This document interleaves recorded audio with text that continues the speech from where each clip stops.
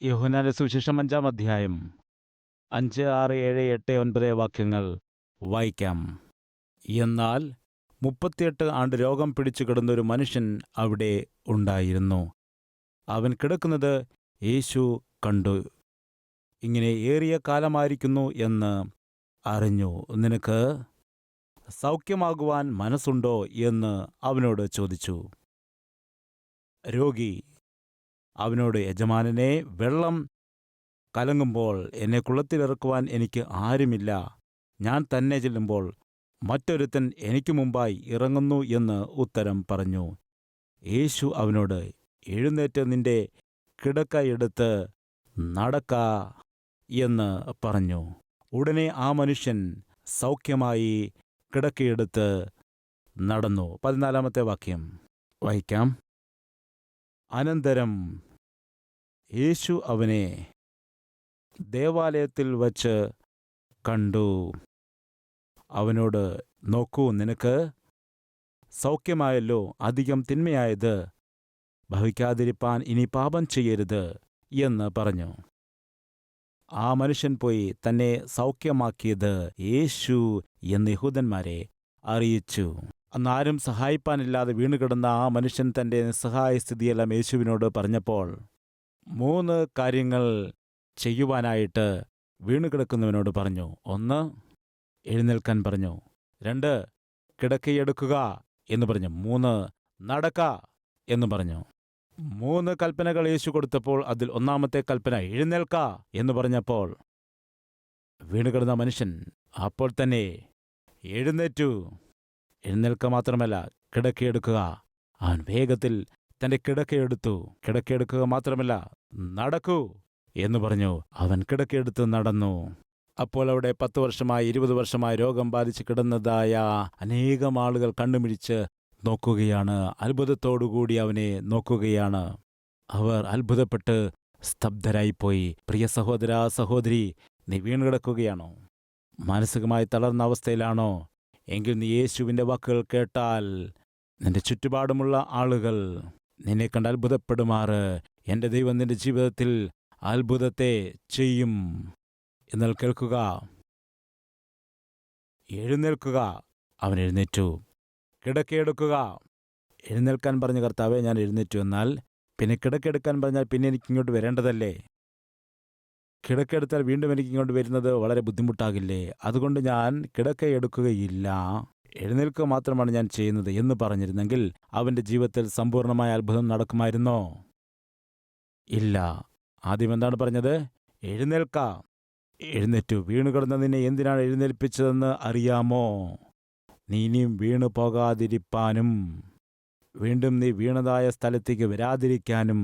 എവിടെയാണോ നീ അനേക കാലമായിട്ട് വീണുകിടന്നത് അവിടേക്ക് നീ വീണ്ടും വരാതിരിക്കണമെന്നുണ്ടെങ്കിൽ എന്തു ചെയ്യണം? നിന്റെ കിടക്ക എടുക്കേണ്ടത് ആവശ്യമായിരിക്കുന്നു.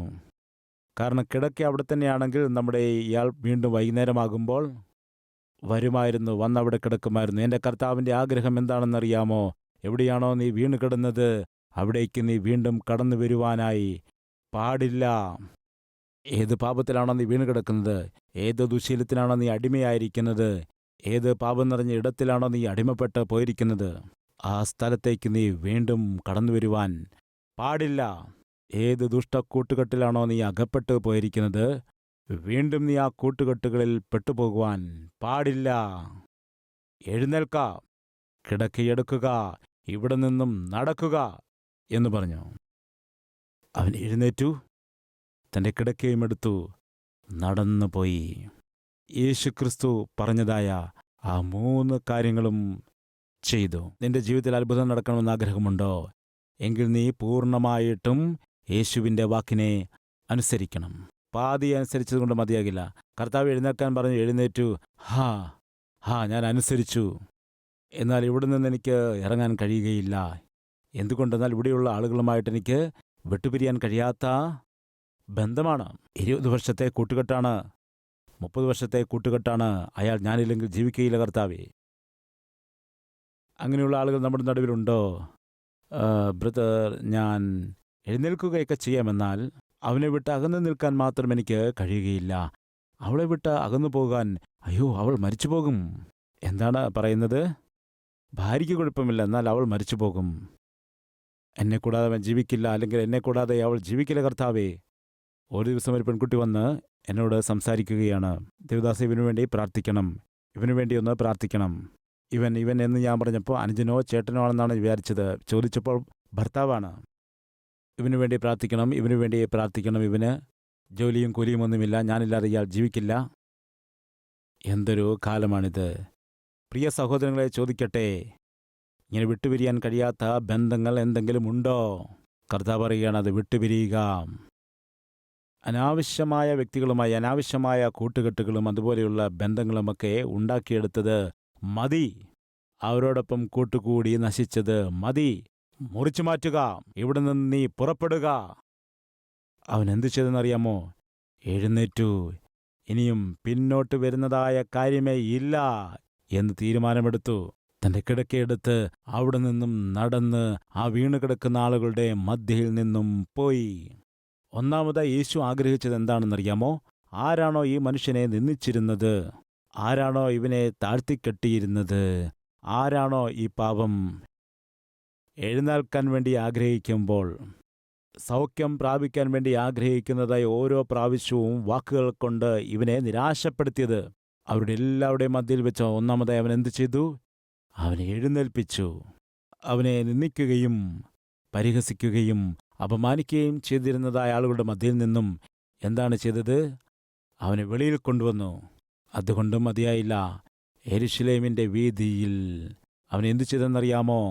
38 സംവത്സരമായിട്ട് വീണുകിടക്കുന്ന മനുഷ്യനെ നടത്തി യെരുശലേം പട്ടണത്തിലെ ഓരോ വ്യക്തിയുടെ അരികിലും, നോക്കൂ, ഈ ദൈവം എത്ര വലിയവനാണ് എന്ന ആളുകൾ ഗ്രഹിക്കത്തക്ക രീതിയിൽ അത്ഭുതപ്പെടുമാറ് അവരുടെ മധ്യയിൽ കൂടി നടന്നുപോയി. ഒന്നാമത് നീ എവിടെയാണോ വീണ് കിടക്കുന്നത്, ആ വീണ് കിടക്കുന്നതിൻ്റെ ചുറ്റുപാടുമുള്ള ആളുകൾ അറിയണം നീ എഴുന്നേറ്റു എന്ന്. കർത്താവ് നിന്നെ എഴുന്നേൽപ്പിച്ചുവെന്ന്, വീണുകിടന്ന സ്ഥിതിയിൽ നിന്നും നിന്നെ എഴുന്നേൽപ്പിച്ചുവെന്നും, അതായത് നീ വീണ്ടും ആ പാപം നിറഞ്ഞ ഇടത്തിലേക്ക്, പാപികളായ മനുഷ്യരുടെ ഇടത്തിലേക്ക് നീ വരാതെ ഇരിക്കേണ്ടതിനു വേണ്ടി അവിടെ നിന്നും നിന്നെ വേർപെടുത്തിയെന്നും അവർ അറിയണം. 2, എന്താണ് പറഞ്ഞത്? എഴുന്നേൽക്കുക. എഴുന്നേറ്റ് നിന്റെ വീട്ടിലേക്ക് പോകാം. എവിടേക്ക് പോകണം? നിന്റെ വീട്ടിലേക്ക് പോകണം. എഴുന്നേറ്റ് അവൻ പോകുന്ന സമയത്ത് എന്താണ് സംഭവിച്ചത്? 9-ാം വാക്യം, ഉടനെ ആ മനുഷ്യൻ സൗഖ്യമായി കിടക്ക എടുത്ത് നടന്നു. നടന്നു എന്ന് പറയുമ്പോൾ അർത്ഥം എന്താണ്? എഴുന്നേറ്റെന്നാണ്. എഴുന്നേൽക്കാൻ നടക്കില്ലല്ലോ. എഴുന്നേറ്റ് തന്റെ കിടക്കയും എടുത്ത് നടന്ന് പോയി. എന്നാൽ അന്ന് ശബത്ത് ആയിരുന്നു. യഹൂദന്മാർ, എന്താണ്, ശബത്ത് ദിനമാണല്ലോ. ആകയാൽ യഹൂദന്മാർ സൗഖ്യം പ്രാപിച്ചവനോട് ഇന്ന് ശബത്ത് ആകുന്നു, കിടക്കയെടുക്കുന്നത് വിഹിതമല്ല എന്ന് പറഞ്ഞു. എന്തൊരു ആൾക്കാരാണില്ലേ! എത്ര ദുഷ്ടന്മാരാണിവർ! യേശുക്രിസ്തു അവിടെയൊരു വീണുകിടക്കുന്ന, വർഷങ്ങളായി വീണുകിടക്കുന്നതായ ഒരു മനുഷ്യനെ എഴുന്നേൽപ്പിച്ചപ്പോൾ ആ സൗഖ്യം പ്രാപിച്ചവനെ നോക്കിയിട്ട് എന്തൊരത്ഭുതമാണ്, എന്തൊരാശ്ചര്യകാര്യമാണ്! 38 വർഷമായിട്ട് നമ്മുടെ കൺമുമ്പിൽ വീണുകിടക്കുന്ന ഈ മനുഷ്യനാണ് ഇപ്പോഴിതാ എഴുന്നേൽക്കുന്നു, നടക്കുന്നു. എന്തൊരത്ഭുതമാണിത് എന്ന് പറഞ്ഞ് അത്ഭുതം കൂറേണ്ടതായ ആളുകൾ ഇതാ ഇവിടെ അവൻ എഴുന്നേറ്റ് തന്റെ കിടക്കയെടുത്ത് നടക്കുന്നത് കണ്ടപ്പോൾ ചോദിക്കുകയാണ്, ശബത്ത് നാളിൽ കിടക്കയെടുത്ത് നടക്കുവാൻ പാടില്ല. ഇവർക്ക് വേണ്ടത് സൗഖ്യമല്ല, സൗഖ്യപ്പെടുന്നത് ഇഷ്ടമല്ല, സൗഖ്യമാക്കുന്നവനെയും ഇവർ കാണുകയില്ല. വിമർശിക്കുന്നത് മാത്രമാണ് ഇവരുടെ പണി. അതിനെ കഴിയൂ. സ്വാഭാവികമായും സാധാരണമായും വിമർശിക്കുന്നവർക്ക് ശുശ്രൂഷ കാണില്ല, മിനിസ്ട്രി കാണില്ല, ദൈവസഭയും കാണുകയില്ല. അന്ന് യേശുക്രിസ്തു 38 വർഷമായിട്ട് വീണുകിടന്ന ആ മനുഷ്യന് സൗഖ്യം കൊടുത്തപ്പോൾ, സൗഖ്യം പ്രാപിച്ച ആ മനുഷ്യൻ സന്തോഷത്തോടെ തന്റെ കിടക്ക എടുത്തുകൊണ്ട് നടക്കുമ്പോൾ അത് കണ്ട് അത്ഭുതത്തോടെ കൈയടിക്കേണ്ടതിന് പകരമായിട്ട് ശബത്ത് നാളിൽ ഈ രീതിയിൽ കിടക്കയെടുത്ത് നടക്കുന്നത് എത്രത്തോളം ശരിയാണ് എന്ന് പറഞ്ഞുകൊണ്ട് സൗഖ്യം പ്രാപിച്ച അവനെ കണ്ടിട്ടിവർ സന്തോഷിക്കുന്നില്ല. സൗഖ്യപ്പെടുത്തിയ യേശുവിനെ നോക്കിയും സന്തോഷിച്ചില്ല. എന്താണ് ചെയ്യുന്നത്? കുറ്റപ്പെടുത്തുകയാണ്.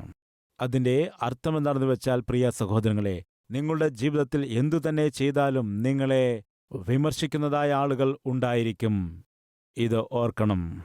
അതുകൊണ്ട് നിങ്ങളെ കുറ്റപ്പെടുത്തുന്നവരെയും വിമർശിക്കുന്നവരെയും നിങ്ങളെ നിന്ദിക്കുന്നവരെയും നിങ്ങളെ ഒഴിവാക്കുന്നവരെയും നിങ്ങൾ കണക്കിടേണ്ട. എന്തുകൊണ്ടെന്നാൽ അവരെക്കുറിച്ച് ആലോചിച്ചുകൊണ്ട് നിങ്ങളുടെ സമയമോ നിങ്ങളുടെ ആലോചനയോ ഒന്നും നിങ്ങൾ വൃഥാവാക്കുവാൻ പാടില്ല. ഒരിക്കലും അങ്ങനെ ചെയ്യരുത്.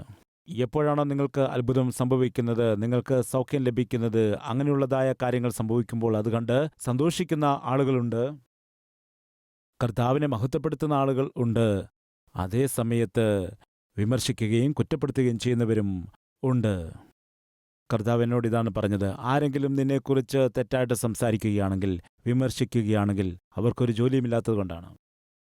അങ്ങനെയുള്ള ആളുകളെക്കുറിച്ച് ഒരു നിമിഷം പോലും ആലോചിച്ചുകൊണ്ട് നിനക്ക് ചെയ്യേണ്ടിയിരിക്കുന്ന ശ്രേഷ്ഠമായ കാര്യങ്ങളെ നീ ചെയ്യാതെയിരിക്കരുത്. 2, അവൻ നടന്നു പോകുവാനിടയായി. അങ്ങനെ നടന്നു പോയതായ സമയത്ത് പട്ടണം മുഴുവനും അവനെ കണ്ടു. പ്രിയ സഹോദര സഹോദരി, കേൾക്കുക.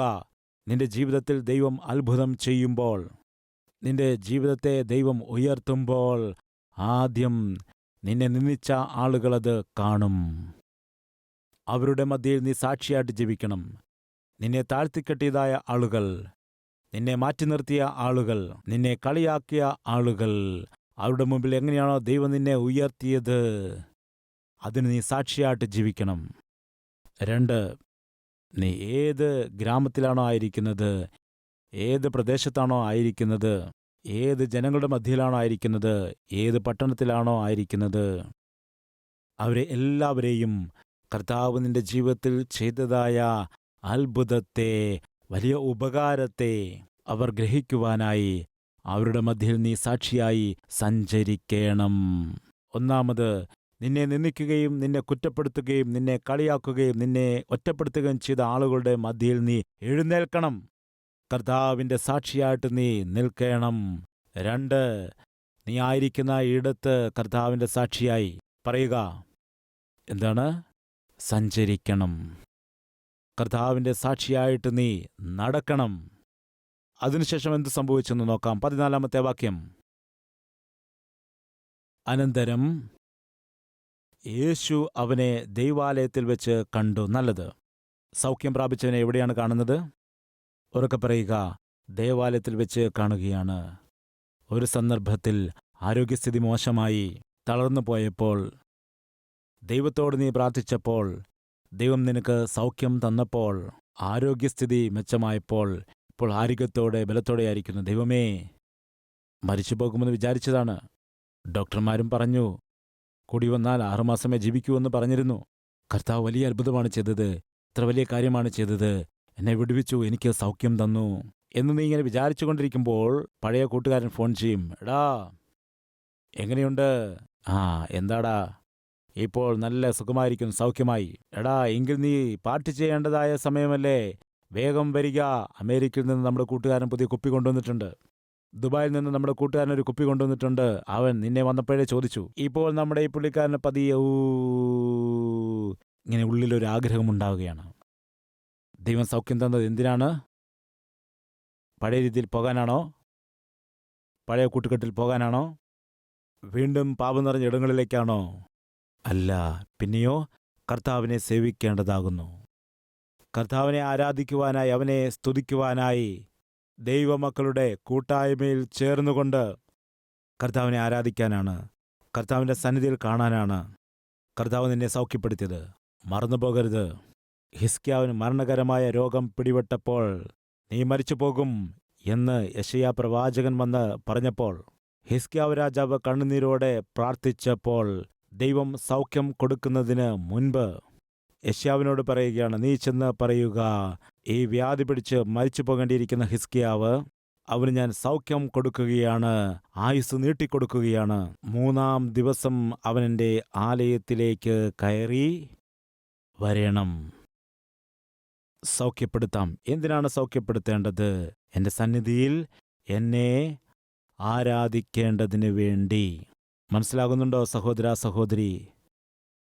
ദൈവം നിനക്ക് നല്ല ജോലി തന്നാൽ ആ ജോലി അടിസ്ഥാനമാക്കി ഡേയും നൈറ്റും ഷിഫ്റ്റ് ചെയ്തുകൊണ്ട് ആലയത്തിൽ വരാതിരിക്കേണ്ടതിന് വേണ്ടിയല്ല, ദൈവത്തെയും ആലയത്തെയും മറന്നു പോകേണ്ടതിന് വേണ്ടിയല്ല ദൈവം നിനക്ക് നല്ല ജോലി തന്നിരിക്കുന്നത്. എന്താണ് ബ്രദർ, ഈയിടയ്ക്ക് ആരാധനയ്ക്ക് കാണുന്നില്ല? എന്തു പറയാനാണ് ബ്രദർ, വളരെ തിരക്കാണ്. MNC കമ്പനിയാണല്ലോ എൻ്റേത്. നമുക്ക് രാത്രിയാകുമ്പോൾ അവർക്കവിടെ പകലല്ലേ. അതുകൊണ്ട് നൈറ്റ് മുഴുവനും ജോലി ചെയ്യുകയാണ്, ഡേ മുഴുവനും കിടന്നുറങ്ങുകയാണ്. ആലയത്തിലേക്ക് വരുവാനായിട്ട് ടൈം കിട്ടുന്നില്ല ബ്രദർ. ജാഗ്രത. തന്ന ദൈവത്തിന് അത് തിരിച്ചെടുക്കുവാൻ വലിയ കാര്യമൊന്നും അല്ല. ആലയത്തിൽ തന്നെ ഇരുന്ന് കർത്താവേ കർത്താവേ കരുണ കാട്ടണമേ, ജോലി പോയി കർത്താവേ, വാടക കൊടുക്കാൻ കഴിയുന്നില്ലല്ലോ. ജോലിയുണ്ടെന്ന് പറഞ്ഞുകൊണ്ട് ലോൺ എടുത്തു, ബൈക്ക് വാങ്ങിച്ചു, കാറ് വാങ്ങിച്ചു, വീട് വാങ്ങിച്ചു, EMI പോലും അടയ്ക്കുവാനായിട്ട് കഴിയുന്നില്ല കർത്താവേ. നീ തന്നെയാണ് എനിക്ക് ആശ്രയം എന്ന് പറഞ്ഞ് ആലയത്തിൽ ആദ്യം വന്നിരിക്കും. ഫ്രണ്ടിൽ വന്നിരുന്നിട്ട് കർത്താവേ കർത്താവേ നീ തന്നെയാണ് ആശ്രയം, നീ തന്നെയാണ് ആശ്രയം എന്ന് പറയാനിടയാകും. ബാങ്കുകാർ വീട്ടിലേക്ക് വരുന്നുണ്ട്, കർത്താവേ ഈ സ്ഥിതിയിലാക്കാൻ ദൈവത്തിന് എത്ര സമയം വേണം ചിന്തിക്കൂ. ദൈവം നിനക്ക് അനുഗ്രഹം തന്നിരിക്കുന്നുവോ, ജോലി തന്നിരിക്കുന്നുവോ, ദൈവം നിന്നെ ഉയർത്തിയോ, ദൈവം നിനക്ക് വിടുതൽ തന്നിരിക്കുന്നുവോ, ദൈവം നിനക്ക് ഉദരഫലം തന്നിരിക്കുന്നുവോ? എന്തിനാണ് തന്നിരിക്കുന്നത്? നീ അവനെ മഹത്വപ്പെടുത്തുവാനാണ്, അവനെ ഉയർത്തേണ്ടതിനു വേണ്ടിയാണ്, അവൻ്റെ സന്നിധിയിൽ വന്ന് അവനെ ആരാധിക്കാനാണ്.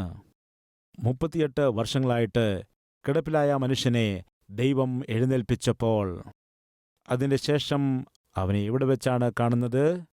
ആലയത്തിൽ വെച്ച്. നമ്മെ എവിടെ വെച്ചാണ് കാണുന്നത്? പറയുക. ദൈവസന്നിധിയിൽ വെച്ച് കാണണം, ദൈവത്തിൻ്റെ ആലയത്തിൽ കാണണം സഹോദരങ്ങളെ. ബാർ ആൻഡ് റെസ്റ്റോറൻറ്റുകളിലല്ല, നൈറ്റ് ക്ലബ്ബുകളിലും പബ്ബുകളിലുമല്ല, പാപം നിറഞ്ഞ ഇടങ്ങളിലല്ല, പാപികളായ മനുഷ്യരോടൊപ്പവും അല്ല. ദൈവം നിന്നെ സൗഖ്യപ്പെടുത്തിയത് നീ അവനെ ആരാധിക്കാനാണ്, സേവിക്കാനാണ്, ആലയത്തിൽ വരുവാനായിട്ടാണ്. വളരെ സന്തോഷം. അങ്ങനെ ആലയത്തിൽ വെച്ച് അവനെ കണ്ടപ്പോൾ ദൈവം നോക്കിയപ്പോൾ എന്തോ ഒരു പന്തികേട് തോന്നുന്നു. എന്തുകൊണ്ടാണ്? ആലയത്തിൽ വരുന്നുണ്ട്, അവിടെ വെച്ച് അവനെ കാണുന്നുണ്ട്. എന്നാൽ യേശുക്രിസ്തു അവനെ നോക്കിയപ്പോൾ വാണിംഗ് കൊടുക്കേണ്ടി വന്നു. നോക്കിയിട്ട് എന്ത് വാണിംഗാണ് കൊടുക്കുന്നത്? നോക്കൂ, നിനക്ക് സൗഖ്യം ആയല്ലോ, അധികം തിന്മയായത് ഭവിക്കാതിരിപ്പാൻ ഇനി പാപം ചെയ്യരുത്. എന്താണ് പറയുന്നത്? ഇനിയും പാപം ചെയ്യുവാൻ പാടില്ല. നീ ചെയ്ത പാപമാണ് നിന്നെ 38 വർഷങ്ങളായിട്ട് വീഴ്ത്തിക്കളഞ്ഞത്, നിന്നെ കിടപ്പിലാക്കിയത്, അധപ്പതിച്ചു പോകാൻ കാരണമാക്കിയത്. ഇത് മതി. ഞാൻ കരുണ കാണിച്ചു, ദയ കാണിച്ചു. നീ വീണുകിടന്ന ഇടത്തേക്ക് ഞാൻ വന്നു. വീണുകിടന്നതായ നിന്നെ, രോഗത്തിലായിരുന്ന നിന്നെ ഞാൻ എഴുന്നേൽപ്പിച്ചു. സൂക്ഷിക്കുക. നീ സൗഖ്യം പ്രാപിച്ചു, നിനക്ക് വിടുതൽ ലഭിച്ചു. ഇനിയും നീ പാപം ചെയ്യുവാൻ പാടില്ല. ഒരുപക്ഷെ നീ സൗഖ്യം പ്രാപിച്ചതിന് ശേഷം, എഴുന്നേറ്റതിന് ശേഷം, എൻ്റെ വിടുതൽ അനുഭവിച്ചതിൻ്റെ ശേഷം വീണ്ടും പിറകിലേക്ക് പോയി പാപം നിറഞ്ഞതായ ഇടങ്ങളിലേക്കോ, പാപം നിറഞ്ഞ കൂട്ടുകെട്ടുകളിലേക്കോ, അല്ലെങ്കിൽ വെറിക്കൂത്തുകളിലേക്കോ, അങ്ങനെയുള്ളതായ ഇടങ്ങളിലേക്കോ നീ പോവുകയാണ് എങ്കിൽ, ആദ്യം 38 വർഷങ്ങളേ ഉള്ളായിരുന്നു, ഇനിയും മരിക്കുന്നത് വരെയായിരിക്കും. പിന്നെ സൗഖ്യം കിട്ടുകയില്ല. ജാഗ്രത. അപ്പോൾ തന്നെ 38 വർഷമായിട്ട് ഒരുപാട് തിന്മ അനുഭവിച്ചു. കൂടുതൽ തിന്മയെന്ന് പറയുമ്പോൾ ചോദിക്കട്ടെ, പിന്നെ രക്ഷപ്പെടാനുള്ള ചാൻസ് ഉണ്ടോ അവന്? സഹോദര സഹോദരി, സൗഖ്യം പ്രാപിച്ചോ? നമ്മളിൽ എത്ര പേരുണ്ട് സൗഖ്യം പ്രാപിച്ചവർ? പറയൂ. Yes yes yes yes yes yes yes yes. ശരി, സൗഖ്യം പ്രാപിച്ച നമ്മോട് കർത്താവ് പറയുന്ന വാക്കുകൾ എന്താണ്? പറയൂ. സൗഖ്യം പ്രാപിച്ചോ? എങ്കിൽ ജാഗ്രത. കൂടുതൽ തിന്മയായത് ഭവിക്കാതിരിപ്പാൻ ഇനിയും നീ പാപം ചെയ്യുവാൻ പാടില്ല. ആലയത്തിലേക്ക് വന്നു, വളരെ സന്തോഷം. എന്തിനാണ് വന്നത്? സൗഖ്യം കിട്ടിയതുകൊണ്ട്. നന്ദിയോടെ ദൈവസന്നിധിയിലേക്ക് വന്നു. നന്ദിയോടെ ദൈവസന്നിധിയിൽ കടന്നു വന്ന് നന്ദി നിറഞ്ഞ ഹൃദയത്തോടെ ദൈവത്തെ ആരാധിക്കുന്ന നീ എവിടെയാണോ നിന്ദിക്കപ്പെട്ടിരുന്നത് അവരുടെ മധ്യയിൽ കർത്താവിൻ്റെ സാക്ഷിയായിട്ട് നീ നിൽക്കണം. നീ ഏത് ദേശത്തുള്ളവനാണോ ആ ദേശത്ത് കർത്താവിൻ്റെ സാക്ഷിയായിട്ട് നീ നടക്കണം. അതുപോലെ കർത്താവിൻ്റെ സന്നിധിയിൽ കടന്നു വന്ന് കർത്താവിനെ നീ ആരാധിക്കണം. അതേസമയത്ത് ഒരു കാര്യം നീ തിരിച്ചറിയണം. എന്താണെന്ന് വെച്ചാൽ, നിനക്ക് കൂടുതൽ തിന്മയായത് ഇനിയും ഭവിക്കാതെ ഇരിപ്പാൻ ഇനിയും നീ പാപം ചെയ്യുവാൻ പാടില്ല. നീ പിന്തിരിഞ്ഞ് നോക്കരുത്. നമുക്ക് പ്രാർത്ഥിക്കാം. എല്ലാവരും തലകളെ വണക്കുക.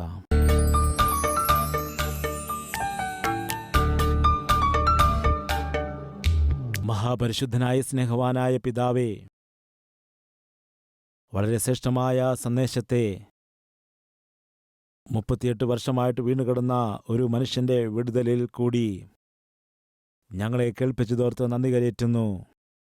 എനിക്ക് ആരാണുള്ളത് എന്ന് വിചാരിക്കുന്നതായ അനേകം ആളുകളുണ്ട് കർത്താവേ. എന്നെ സഹായിക്കുവാൻ എനിക്ക് ആരുമില്ല. എന്നെ ആശ്വസിപ്പിക്കുവാനും എന്നെ സഹായിക്കാനും ആരുമില്ല. എന്നെ ബലപ്പെടുത്തുവാൻ എനിക്ക് ആരുമില്ല. എനിക്ക് കടം തരുവാൻ പോലും ആരുമില്ല. ഇങ്ങനെ ആരെല്ലാമാണോ വിചാരിക്കുന്നത് കർത്താവേ, അവർക്കു വേണ്ടിയാണല്ലോ നീ സ്വർഗത്തെ വിട്ടിട്ട് ഭൂമിയിലേക്ക് വന്നത്. കർത്താവേ, ഇന്ന് ആരൊക്കെയാണോ ആശ്രയമില്ലാതെ ഇരിക്കുന്നത്, സഹായിക്കാൻ ആരുമില്ലാതിരിക്കുന്നത്, നിരാശയിലും ബലഹീനതയിലും വീണ് കിടക്കുന്നത്, ആകുലപ്പെട്ട് ആശങ്കപ്പെട്ടിരിക്കുന്നത്, അവരെ നീ ദർശിക്കണമേ. അവരോട് മനസ്സലിയണമേ. അവരുടെ പക്ഷത്ത് നീ നിൽക്കണമേ. അവരെ എഴുന്നേൽപ്പിക്കണമേ. കളിയാക്കിയവരുടെ മധ്യയിൽ തന്നെ, നിന്ദിച്ച് മാറ്റിയവരുടെ മധ്യയിൽ തന്നെ കർത്താവേ, നിന്റെ മക്കളെ എഴുന്നേൽപ്പിക്കണമേ. നിന്റെ സാക്ഷികളായി എഴുന്നേൽപ്പിക്കണമേ.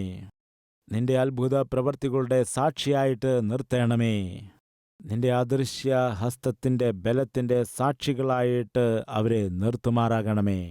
അന്ന് 38 വർഷങ്ങളായി വീണുകിടന്ന ആ മനുഷ്യനെ നീ എഴുന്നേൽപ്പിച്ചല്ലോ. അവനെ നടത്തിയല്ലോ. കർത്താവെ, സൗഖ്യം കൊടുക്കുന്ന അത്ഭുതവാനായ ദൈവമാകുന്നുവല്ലോ നീ. നിന്റെ അരികിലേക്ക് സൗഖ്യമില്ലാത്തൊരു മനുഷ്യൻ വന്നാൽ അവന് സൗഖ്യം ലഭിക്കുമല്ലോ. അതുതന്നെ കർത്താവെ ഞങ്ങളിലും സംഭവിക്കണം. മദ്യപാനികൾ രക്ഷപ്പെടണം. ദുർനടപ്പുകാർ മാനസാന്തരപ്പെടണം. മദ്യപാനത്തിനും മയക്കുമരുന്നിനുമൊക്കെ അടിമപ്പെട്ടു പോയ ആളുകൾ, അവർക്ക് വിടുതൽ ലഭിക്കാനിടയാകണം. അതിനുള്ള ശക്തി നിന്നിലുണ്ടല്ലോ കർത്താവേ, നിന്നിലുണ്ടല്ലോ ദൈവമേ.